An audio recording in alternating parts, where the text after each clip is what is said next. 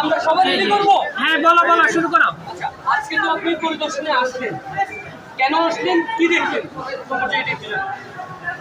প্রথমে অনেক ধন্যবাদ আমার সাংবাদিক সব ভাইয়েরা আছে, ধন্যবাদ। আমি আজকে মূলত এখানে ফেনী সদর হাসপাতাল যে 250 বেড সহ হাসপাতালটির অবস্থা।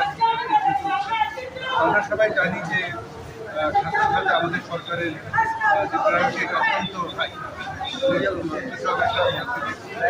সবাই জানেন এবার বাজেটে স্বাস্থ্যখাতে আমরা বাজেট বরাদ্দ প্রায় 37% বাজেট। আগে যেখানে ছিল 0.6 থেকে 0.7% অফ জিডিপি, এবার আমাদের সরকারের বাজেট 1.10%। আমরা কাজ করছি এই স্বাস্থ্যখাতকে ঢেলে সাজানোর জন্য।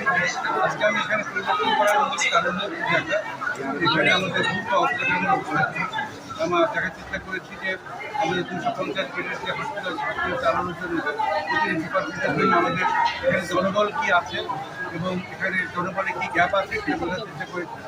এখানে বিভিন্ন ইকুইপমেন্টের অবস্থা কী আছে, অপারেশন থিয়েটার সহ আইসিইউ আছে, ইউনিট আইসিইউ আছে, এসব জায়গাতে ইকুইপমেন্টের কী অবস্থা, সেখানে কোনো গ্যাপ আছে। হাসপাতালের নিরাপত্তা একটা বড় কনসার্ন। বাংলাদেশের বিভিন্ন জায়গাতে অনেক সমস্যা হয়েছে নিরাপত্তা নিয়ে, সেটা করে আমাদের সরকার চেষ্টা করছে প্রতিটা হাসপাতালের নিরাপত্তা বাড়ানো, ডাক্তার নার্স সহ এবং রোগীদেরও নিরাপত্তা বাড়ানোর চেষ্টা করছে।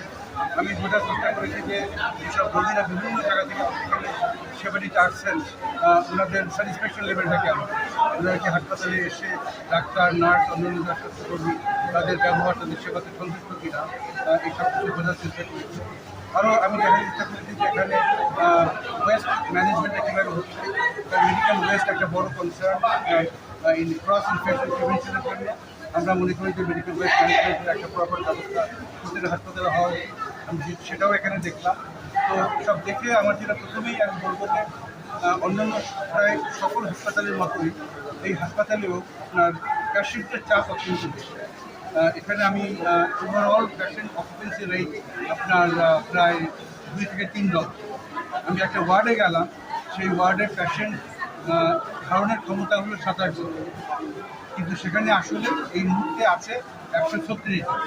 তার অর্থ স্বাভাবিকের চেয়ে প্রায় 6 থেকে 7 গুণ বেশি রোগী আছে। আপনারা সবাই জানেন যে একটা হসপিটালে আপনার ডাক্তার নার্স থেকে শুরু করে ইভেন খাবারের যে অ্যালোকেশন, ওষুধের যে অ্যালোকেশন, এগুলো ডিপেন্ড করে ওই হাসপাতালের রোগীর আসন সংখ্যা কত, বেড সংখ্যা কত। এই বেড সংখ্যার উপর ভিত্তি করে যেহেতু সব অ্যালোকেশনগুলো হয়, আসলে আমি বলবো যে এটা অলমোস্ট